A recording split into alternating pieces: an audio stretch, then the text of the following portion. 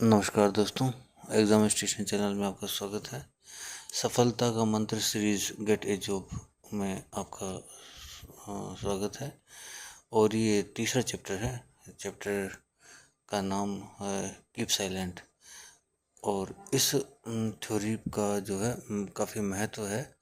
और इसके बारे में मैं आपको डिटेल में इस बारे में चर्चा करूँगा। और इस दोस्तों केवल RAS मेंस या RPSC मेंस या RPSC मेंस देने वाले बच्चों के लिए ये नहीं है। अभी तो ये जो सीरीज पूरी चल रही है वो उस बच्चे के लिए जिसके पास कोई जॉब नहीं है, और जिसने या तो 12th पास किया हो या 10th पास किया हो, या अभी 10th लेवल की तो कोई जॉब अभी फ़िलहाल कोई ऐसी आती है नहीं। और इतनी कोई मतलब वैकेंसीज नहीं आती हैं। अब तो सब 12th और ग्रेजुएशन लेवल पे चला गया, और आने वाले समय में ओनली ग्रेजुएशन लेवल हो जाएगा, क्योंकि कंपटीशन इतना ज़्यादा है कि वो चीज़ें हैं। अब आपको भी पता है 10th और 12th स्टैंडर्ड की जॉब्स में जो MBA M.Tech B.Tech करने वाले बच्चे बैठते हैं एग्ज़ाम देने के लिए, और वो पशु परिचारक जैसी भर्तियों में भी वो लोग ज्वाइन कर लेते हैं।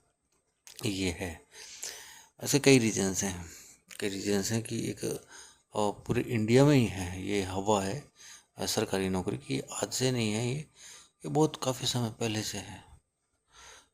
खैर मुद्दे पर, काफ़ी समय पहले मतलब राजा महाराजाओं के टाइम में भी ऐसा होता था कि सरकारी नौकरी के लिए लोग मतलब बहुत कम ऐसी थे, बाकी सब लोग अन्य व्यवसायों में होते थे।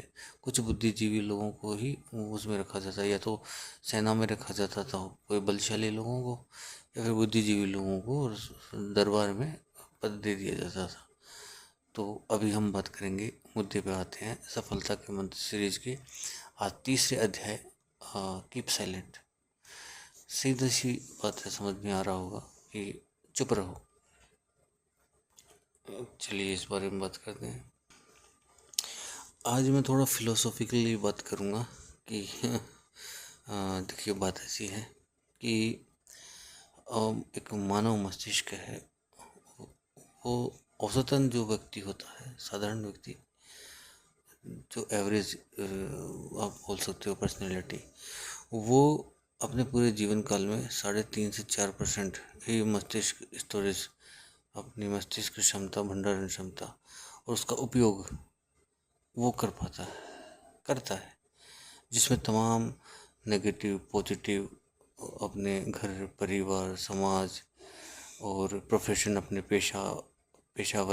पेशेवर जो उसका जो काम है, ऑक्यूपेशन जो है, उसको लेकर सारी मेमोरीज वो और देश दुनिया की खबर, उन सबको वो संजो पाता है अपने मस्तिष्क में, दिमाग में।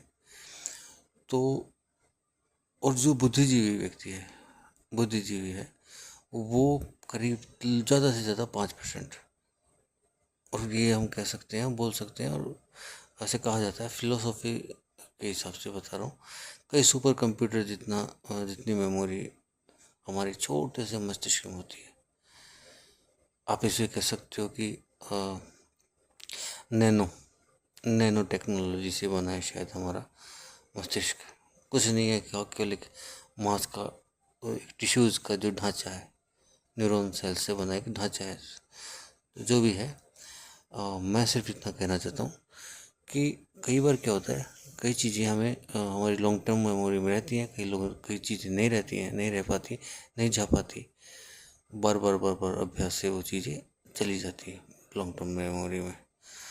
तो जो ये दीर्घकालीन जो स्मृति है हमारी, इसके अंदर ये चीज़ें जाने के लिए चीज़ें सबसे एक बड़ा उपाय होता है, जो सार्वभौमिक उपाय है, हमारे ऋत में वर्णित, ऋग्वेद में वर्णित ये उपाय है कि कुछ मत करो, शून्य रहो। मतलब आप मतलब बोलो कम, मौन रहो जितना हो सकता है, बोलो मत, चुपचाप रहना है, कुछ नहीं कर बोलना है, कुछ नहीं करना, किसी से ज़्यादा फालतू बात नहीं करनी है, किसी से कोई लफड़ा नहीं पालना है, किसी से कोई झगड़ा मोल लेना नहीं है, शांत रहना है, कोई तनाव नहीं आए, ऐसे व्यक्ति से, ऐसे ऐसे माहौल से दूर रहना है। और अगर कोई माहौल ऐसा है जिसके बीच में रहना आपकी मजबूरी है, कई बार ऐसा माहौल होता है, उसको अपने पर हावी नहीं होने देना है। बहुत बड़ी बात बता रहा हूँ, बहुत मुश्किल काम है ये, लेकिन ये करना ही पड़ेगा। कारण बताता हूँ, आपके सरकारी नौकरी से इसका क्या ताल्लुक है। जो भी चीज़ें दोस्तों आप लोग याद करते हो, एग्ज़ाम टाइम में भूल जाते हो, कारण क्या है? कारण ये है कि उन पे पर्दा लग जाता है कई नकारात्मक उसका स्मृतियों का। जैसे आपने कोई चैप्टर याद किया, उसका कोई प्रश्न याद किया, तो आपको जो जो वही आप भूलोगे, वही आप भूलते हो। एक्चुअली वो आपको याद होता है और एग्ज़ाम सेंटर से निकलने के बाद याद आएगा, फिर उसका कोई महत्व नहीं रहता। आप मानवीय त्रुटि करके आते हो। कारण यह है कि आप बहुत ज़्यादा वाचाल हो, बातों नहीं हो, बहुत ज़्यादा जो है फालतू की जो बकवास बातें हैं वो उसमें ध्यान लगाते हो, करते हो। दोस्तों के साथ गप्पे मारना बुरी बात नहीं है, आवश्यकता से अधिक गप्पे मारना भी बहुत बुरी बात है। पूरे दिन भर गप्पे मारना वो और भी बुरी बात है। तो ये एक है कीप साइलेंट, एक जो है तरीका है, ये आड़े आता है। जो लोग वाचाल प्रवृत्ति के कई बार देखते हैं वो मेरिट में रहते हैं, ऊपर रहते हैं, ऐसे बहुत कम लोग हैं, बहुत कम लोग हैं। लेकिन वो जीवन में उतना सक्सेस नहीं हो पाते जितना शांत व्यक्ति रह पाता है। उन जो जो वाचाल प्रवृत्ति होते हैं वो सक्सेस हो जाते हैं, लेकिन सफल भी हो जाएंगे, कई बार ऐसा देखने को मिलता है।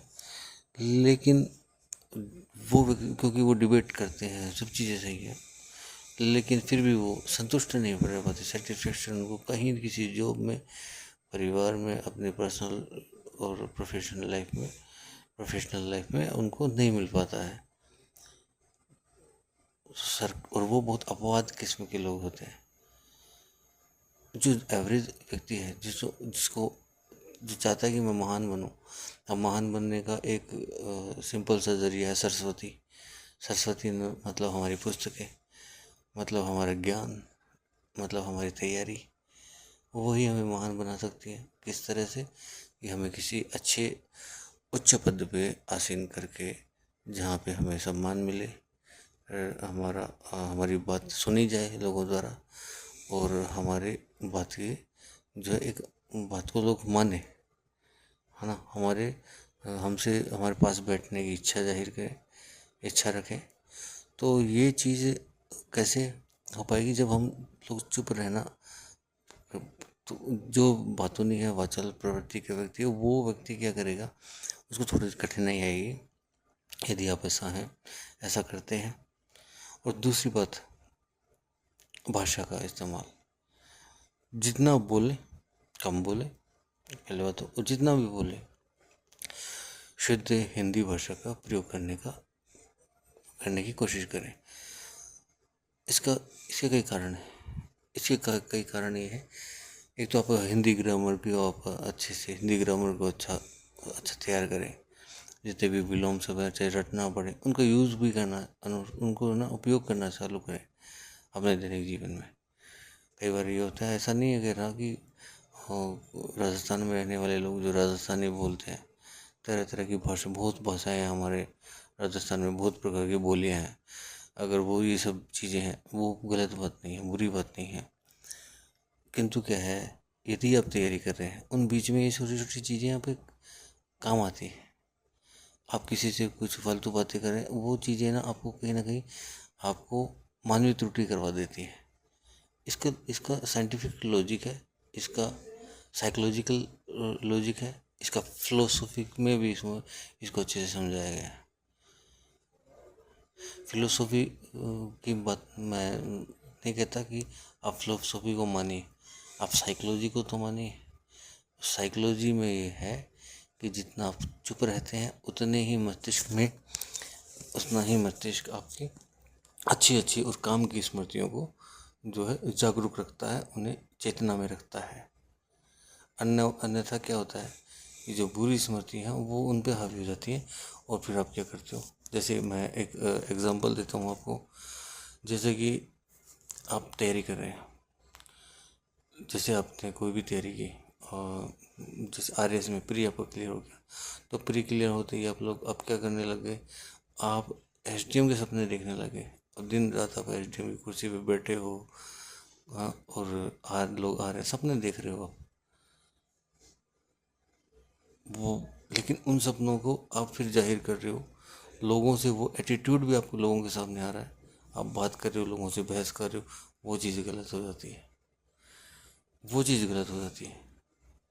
कंपटीशन को नकारना भी बुरी बात है, और कंपटीशन को मतलब अ, अपने पर हावी होने देना भी बुरी बात है। लेकिन कंपटीशन को स्वीकार भी करना पड़ेगा, और उस चीज़ को आप अपने वास्तविकता में रहें, कम बोलें, और जितना बोलें शुद्ध बोलने का प्रयास करें, शुद्ध हिंदी में बोलने का प्रयास करें, या फिर जो भी आपकी भाषा है, इंग्लिश हो या हिंदी हो, शुद्ध बोले, जो भी बोले। तो वो चीज़ आपको बेहतर बनाती है आपके सरकारी नौकरी के लिए जो तैयारी कर रहे हैं उनमें। दूसरी बात, आपको एग्ज़ाम टाइम में कम से कम, जैसे 2 महीने पहले एग्ज़ाम है, 2 महीने बाद एग्ज़ाम है, 3 महीने बाद एग्ज़ाम है, तो 2 महीने 3 महीने पहले से कोशिश करें मौन रहने की, कम बोलने की। मतलब जब बहुत आवश्यकता हो तभी बात करें, क्योंकि जो आप पढ़ा रहे, जो रिवीजन कर रहे हो, वो दिमाग में वहीं रहेगा और सीधा खुल के सामने आएगा। एग्ज़ाम से 2 दिन पहले, 3 दिन पहले की स्थिति मैं आपको किसी दिन समझाऊंगा। वो मैं एक करीब मेरा जो 7वां या 8वां जो चैप्टर होगा उसमें मैं आपको ये चीज़ बताऊंगा। अभी फ़िलहाल के लिए इतना ही, और धन्यवाद। बाकी के 2 वीडियोस नहीं थे, वो बहुत काम के वीडियोस है, प्लीज़ उनको जाके देखिएगा। इसमें योजना और परिलक्ष्य, ये 2, around the goal and planning and around the goal, ये चीज़ मैंने आपको बताई। अराउंड द गोल है, परिलक्ष्य मतलब अराउंड द गोल नहीं, अराउंड द गोल मतलब एक परिधि में है, सरकमफ्रेंस में। चलिए एक काम करते हैं, आज को इसको यहीं विराम देता हूँ, और आपके आपसे बहुत जल्द फिर मिलता हूँ। धन्यवाद।